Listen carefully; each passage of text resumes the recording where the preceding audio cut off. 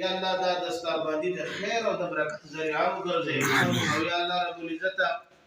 دا مدرسه آباد کی یا الله رب العزت چې